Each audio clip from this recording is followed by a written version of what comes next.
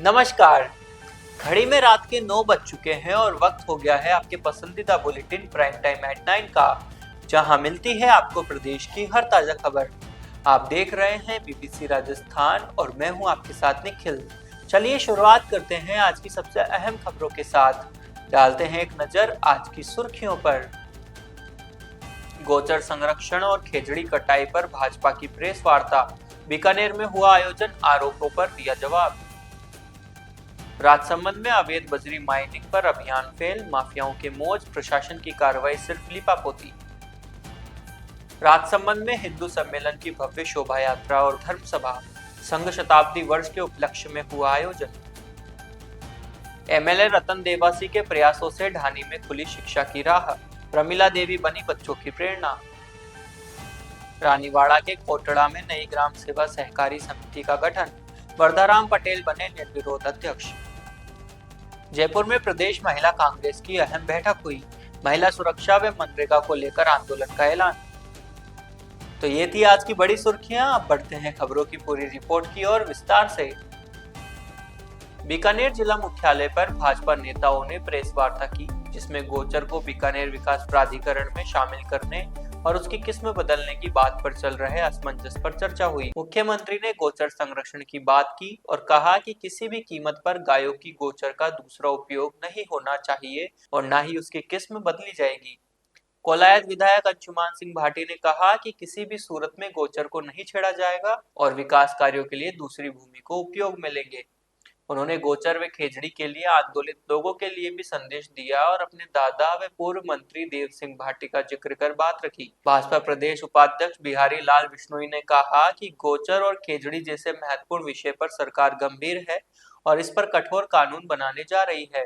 उन्होंने कहा कि अन्य प्रदेशों के इस तरह के कानूनी प्रावधानों का प्रदेश के विधि विभाग में विधि विशेषज्ञों द्वारा प्रशिक्षण चल रहा है और ये पूर्ण होते ही सरकार कैबिनेट में इसकी मंजूरी लेते हुए सदन में विधेयक लाकर कानून बनाएगी। इस प्रेस वार्ता में बीकानेर पश्चिम विधायक जेठानंद व्यास, देहात जिलाध्यक्ष श्याम पंचरिया, शहर जिलाध्यक्ष सुमन छाजेड़ के साथ बीकानेर विधानसभा के विधायक उपस्थित रहे। हमारे सभी जितने भी विधायक प्रतिनिधिगण हैं वो सबके सब गए थे। साथ ही साथ बिहारी जी जिसमें हमारे जिलाध्यक्ष और साथ में हमारे जेठानंद जी और विधायक महोदय से भी बात हो रखी थी। सीएम साहब तक हमने बात पहुंचाई और सीएम साहब ने बिल्कुल स्पष्ट टूक शब्दों में चीफ सेक्रेटरी महोदय के समक्ष ये बात रखी कि गोचर को गोचर ही रखा जाएगा, उसकी किस्म परिवर्तन में किसी प्रकार की छेड़खानी नहीं करी जाएगी और गोचर गायों की ही है और गायों की ही रहेगी। और हमें जो कुछ भी करना पड़े, चाहे हमें दूसरे विकास कार्य में बाधित नहीं हो, इसलिए हमें चाहे ज़मीन खरीदनी पड़े, हम ज़मीन खरीद लेंगे, परंतु उस गोचर को कहीं भी जाने देंगे। और निश्चित तौर पर एक बड़ा सकारात्मक पहल है, उससे हम सभी को ऊर्जा आई। निश्चित तौर से जितने भी जनमानस पूरे बीकानेर का नहीं, अभी तो पूरे राजस्थान का है, पूरे हिंदुस्तान का है, उसको धरातल पर हम जरूर उतार के दिखाएंगे।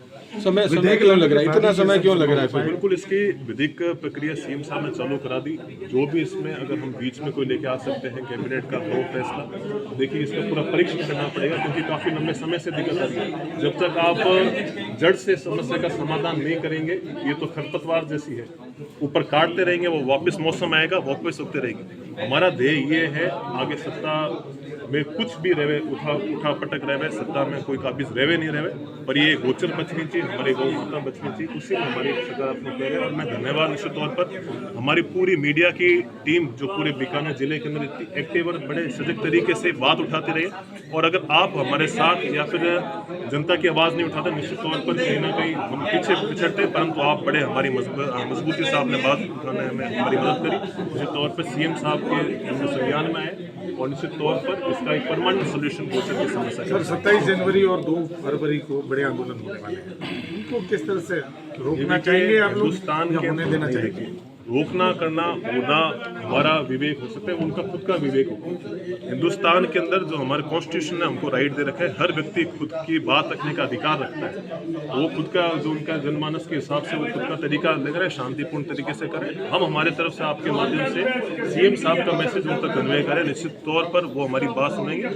और कहीं ना कहीं जो सीएम का वर्ड होता है, word of CM is like an order, और उस पर वो विश्वास करते हुए निश्चित तौर पर जो भी होगा सकारात्मक वो भी निर्णय लेंगे। अंशुमान जी, एक अंतिम सवाल आप लोग? देखिए, बीकानेर में जो दो मुद्दों पे एक असमंजस की स्थिति है, संत समाज भी चिंतित है, पर्यावरण प्रेमी समाज भी चिंतित है, सर्व समाज चिंतित है कि भाई बीडीए के अंदर जो गोचर आगे उसकी किस्म बदल के गोचर खुर्द कर दी जाएगी, जो बरसों से सहेज कर गायों के लिए रखी गई है। उस बात पे जब 21 का एक सर्कुलर स्वायत्त शासन विभाग का कि भाई इस तरह के निकाय में गोचर आती है तो स्वतः ही उसकी किस्म बदल के गैर मुमकिन आबादी दर्ज हो जाती है। इस बात का संज्ञान में आते ही जब 6000 बीघा जमीन बीडीए ने वापस की तो उस पे ये गोचर से किस्म ना बदल जाए, तुरंत सरकार से मुख्यमंत्री से बात करी, स्पष्ट निर्देश कलेक्टर को आया कि अब 1 इंच भी जमीन इसमें नहीं जोड़नी है और जो जमीन जोड़ी है अधिग्रहण की है उसकी भी किस्म नहीं बदलनी है, वो आज भी गोचर ही है। और अब मुख्यमंत्री जी से मिले हैं तो मुख्यमंत्री जी ने स्पष्ट कहा है गोचर को 1 इंच भी बिल्कुल नहीं दिया जाएगा। विकास बीडीए में अपनी अलग जगह और गोचर बचाना अलग विषय है, इसलिए गोचर कंप्लीट बचेगी, गोचर का और उन्नयन और विकास भी होगा। और खेजड़ी के विषय पर भी एक जो पिछली कैबिनेट में एक विषय आया, 11 ऐसे कानूनों को बदला है जिसमें मॉनिटरी प्रावधान किया है, सजा का प्रावधान खत्म किया है। वो 1927 का फॉरेस्ट एक्ट है, आज से 100 वर्ष पहले का।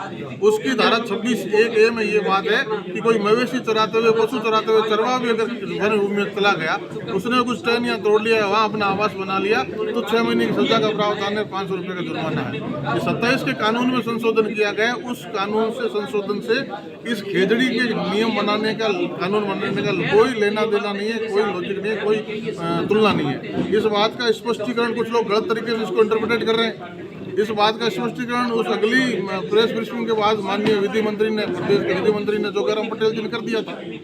तो आज भी मुख्यमंत्री जी इस पर गंभीर है कि हम अनेकों प्रदेशों के ट्री एक्ट या जो भी एक्ट बने उनका अध्ययन कर रहे हैं और विधि विभाग उसके अध्ययन के बाद एक ड्राफ्ट बना के कैबिनेट नोट आएगा, कैबिनेट मंजूरी के बाद विधेयक बनने के लिए विधानसभा में। तो जब के नाम पे खेजड़ी करते हैं सर, क्या विकास विनाश के नाम पे होगा? निश्चित तौर पे ऐसा नहीं होना चाहिए, लेकिन बरसों से सोलर पार्क के नाम पे खेजड़ी काटी जा रही है, पेड़ काटे जा रहे हैं, फ्लोरा फौना का नुकसान पहुंचाया जा रहा है। सरकार है वापस करेगी और पहली सरकार है, पहले संवेदनशील मुख्यमंत्री है जो इस बात पे संज्ञान लिया है और खेजड़ी के पुराने 1955 के डीएनएस एक्ट में संशोधन करके नया कानून जिसमें कठोर सजा के प्रावधान भी हो और बड़ा जुर्माना भी हो, ये पहली बार कोई सरकार और मुख्यमंत्री। आप कह रहे हैं भ्रम फैलाने का काम किया जा रहा है, कौन फैला रहा है भ्रम, फैला कौन रहा है ये तो बताएं। वो सब आपके संज्ञान में, सबके संज्ञान में। तो कौन साधु संत फैला रहे हैं या कांग्रेस फैला रही है, कौन फैला रहा है इसको? वो निश्चित रूप से जो 21 में सर्कुलर जारी करने वाले लोग, वही लोग फैला रहे हैं। ठीक है, पर एक कुछ लोग आपके भाजपा के ये कह रहे हैं कि विकास के लिए अगर कुछ जमीन देनी पड़े तो कोई आपत्ति नहीं है, तो क्या सब लोग सहमत हैं क्या आपके? निश्चित तौर पे इस पर सहमत नहीं है।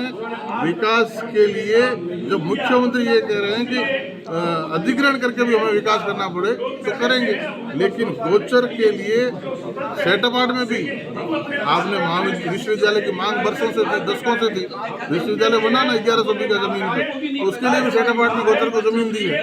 तो मुख्यमंत्री जी ने स्पष्ट कहा है कि बीकानेर की गोचर को बचाया जाएगा और बीडी का विकास भी नहीं तो ये दोनों आंदोलन की घोषणाएं होने के बाद अब आप लोग सारे सामने आए हैं, क्या कारण है इसका? आंदोलन तो अब घोषणा हुई भाई साहब, 4 महीने पहले से जब ये बात उसे आते ही मुख्यमंत्री जी ने कह दिया कि 1 इंच भी जमीन बीडीए में दर्ज नहीं होगी अब, और जो हुई है उसकी किस्म नहीं बदली जाएगी। तो फिर उस इस बात का मुख्यमंत्री जी तो पहले से संज्ञान है।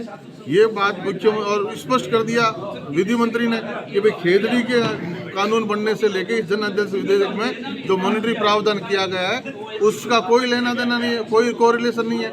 लेकिन कुछ लोग इस बात को गलत इंटेंशन से जोड़ रहे हैं आपस में। खेजड़ी पे विधेयक बन रहा है, पहली सरकार है जो बना रही है। नहीं, ये अच्छी बात है, लेकिन आप लोगों को नहीं लग रहा आप लेट हो गए? आपको उसी समय ये कह देना चाहिए था लोगों को कि भ्रम ही नहीं फैलता। अब आप बात कर रहे हैं सरकार में विधि मंत्री जो प्रेस ब्रीफिंग करते हैं उन्होंने कह दिया तो पीछे कौन छूट गया? नहीं, अब आप उन्होंने कह दिया, अब आप लोग दोबारा बता रहे हैं लोगों को, तो ऐसा लग रहा है कि आंदोलन से जो भाजपा है वो घबरा रही है और अब कर रही है। ये बात जिन के नेतृत्व में मिले, हमारे राज्य मंत्री के विष्णु जी के नेतृत्व में, उन्होंने भी ये बात कही है। तो निश्चित रूप से जब सरकार में विधि मंत्री कह रहा है प्रेस ब्रीफिंग में, अपने स्पष्ट कर रहा है, तो उसके बाद भी कोई इस तरह की बात करता है तो फिर वो उसकी समाज आंदोलन के लिए आ रहा है, कहीं ना कहीं उसका प्रभाव तो नहीं है कि आपको अब सामने आके बोलना पड़ रहा है? निश्चित रूप से जगाने का काम है। ये पर्यावरण प्रेमी समाज ने ही सरकार को चेताया, जगाया है और पहली सरकार है जो इस पे कानून बनाने जा रही है। ठीक है। राजस्थान सरकार जहां अरावली क्षेत्र में अवैध बजरी दोहन पर सख्ती दिखाने का दावा कर रही है, वहीं राजसमंद जिले में यह अभियान पूरी तरह फेल नजर आ रहा है। जिले में प्रतिदिन खुलेआम अवैध बजरी खनन हो रहा है और बजरी माफियाओं के हौसले बुलंद हो चुके हैं। आरोप है कि जिला प्रशासन, माइनिंग विभाग और बजरी माफियाओं की मिलीभगत के चलते कार्रवाई जमीन पर असर नहीं दिखा पा रही। राजसमंद जिले में अब तक अवैध बजरी दोहन रोकने के लिए कोई ठोस और स्थायी कार्रवाई नहीं हो पाई है। नतीजतन खनन के साथ साथ आपराधिक घटनाओं में भी लगातार इजाफा हो रहा है। हाल ही में 15 जनवरी को जिला पुलिस और डीएसटी टीम ने रेलमगरा तहसील के ओड़ा क्षेत्र में अवैध खनन करते हुए डंपर, ट्रैक्टर और एल&टी मशीन जब्त की थी, लेकिन यह कार्रवाई महज कागजों तक ही सीमित रह गई। हैरानी की बात यह है कि इस कार्रवाई के महज 48 घंटे के बाद ही ओड़ा, पीपली, आचार्यान, मोही और राज्यवास क्षेत्रों में फिर से धड़ल्ले से बजरी दोहन शुरू हो गया, जबकि इन क्षेत्रों में खनन रोकने के लिए माइनिंग विभाग द्वारा बॉर्डर होमगार्ड भी तैनात किए गए हैं। इससे साफ संकेत मिलते हैं कि की गई कार्रवाई केवल दिखावटी थी और वास्तविक माफियाओं पर कोई प्रभाव नहीं पड़ा। सूत्रों के अनुसार माइनिंग विभाग द्वारा तैनात कुछ बॉर्डर होमगार्ड भी बजरी माफियाओं से साठगांठ कर अवैध खनन को संरक्षण दे रहे हैं। राजसमंद तहसील के मोही, पीपली, आचार्यान, राज्यवास तथा रेलमगरा तहसील के ओड़ा गांव में बनास नदी और आसपास के किसानों की खातेदारी जमीन से खुलेआम बजरी निकाली जा रही है। ग्रामीणों का आरोप है कि कई बार शिकायत करने के बावजूद प्रशासन मौके पर नहीं पहुंचता, जिससे माफियाओं के हौसले और बुलंद हो रहे हैं। जानकारी के अनुसार क्षेत्र में प्रतिदिन 100 से अधिक डंपर और 500 से ज्यादा ट्रैक्टरों के जरिए अवैध बजरी परिवहन किया जा रहा है। एक और राज्य सरकार अवैध खनन रोकने को लेकर सतर्कता का दावा कर रही है, वहीं दूसरी ओर राजसमंद जिला प्रशासन सरकार के आदेशों को नजरअंदाज कर सरकार की छवि को नुकसान पहुंचाता नजर आ रहा है। अब देखना होगा कि राज्य सरकार और उच्च अधिकारी राजसमंद में अवैध बजरी माफियाओं पर कब तक सख्त और निर्णायक कार्रवाई करते हैं, या फिर यह अभियान भी कागजों में ही सिमट कर रह जाएगा। राष्ट्रीय स्वयंसेवक संघ के 100 वर्ष पूर्ण होने के उपलक्ष्य में आयोजित शताब्दी वर्ष समारोह के तहत राजसमंद की द्वारकीश बस्ती द्वारा आयोजित हिंदू सम्मेलन में सामाजिक समरसता, पर्यावरण संरक्षण, नागरिक कर्तव्य और कुटुंब प्रबोधन जैसे पंच परिवर्तन के माध्यम से समाज सुधार का संकल्प लिया गया। सम्मेलन का शुभारंभ दोपहर 1 बजे कुमावत समाज नोहरा हाथीनाड़ा स्थित केदारेश्वर महादेव मंदिर से भव्य शोभा यात्रा के साथ हुआ।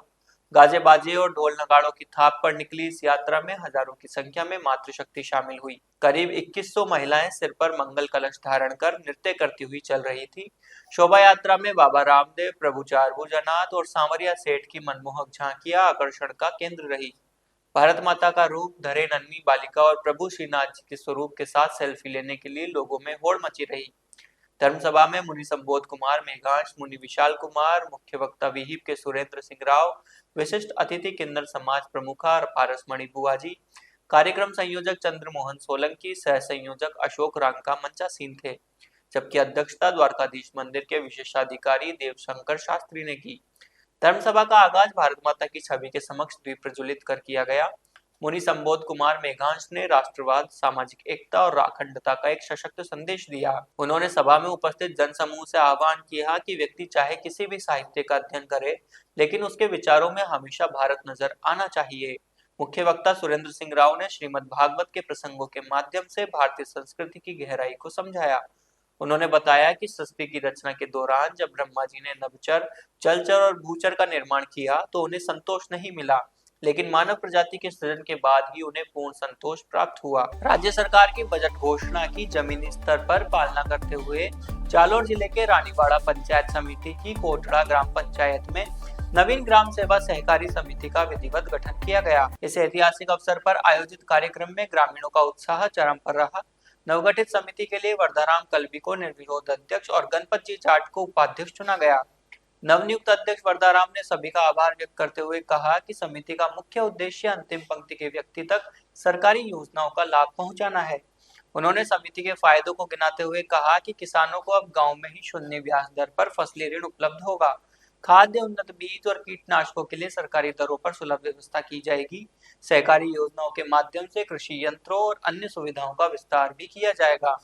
समिति के गठन के दौरान सर्वसम्मति से कार्यकारिणी का चयन किया गया। जिसमें क्षेत्र के विभिन्न वर्गों का प्रतिनिधित्व सुनिश्चित किया गया। जयपुर स्थित राजस्थान प्रदेश कांग्रेस कार्यालय में प्रदेश महिला कांग्रेस पदाधिकारियों द्वारा एवं जिला अध्यक्षों की संयुक्त बैठक का आयोजन किया गया। बैठक में संगठनात्मक मजबूती के साथ साथ प्रदेश की ज्वलंत जन समस्याओं पर गंभीर चर्चा की गई। बैठक को अखिल भारतीय महिला कांग्रेस कमेटी की महासचिव एवं राजस्थान प्रभारी नूरी खान, राष्ट्रीय सचिव दीप्ति सिंह तथा राजस्थान प्रदेश महिला कांग्रेस कमेटी के अध्यक्ष सारिका सिंह ने संबोधित किया। प्रतापगढ़ से बैठक में जिला महिला कांग्रेस अध्यक्ष नेहा शर्मा, पूर्व जिला अध्यक्ष लता शर्मा, सुनीता सरपंच, बड़ी लाख एवं उनके अन्य साथी उपस्थित रहे। महिला कांग्रेस नेताओं ने प्रदेश में महिला सुरक्षा की बिगड़ती स्थिति पर गहरी चिंता जताते हुए भाजपा सरकार को पूरी तरह विफल बताया।